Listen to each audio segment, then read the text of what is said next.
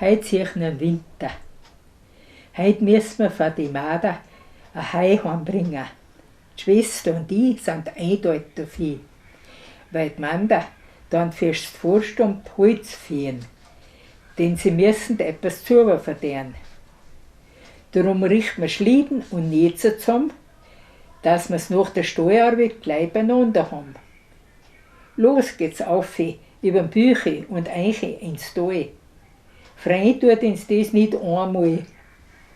Bindlein fassen und auf den Schlieden aufgelegt.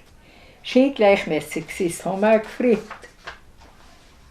Weil wenn du umschmeißt, dann ist schon geschehen. Da kannst du das Futter nicht mehr aufstellen. Fest niederbinden und los geht's schon.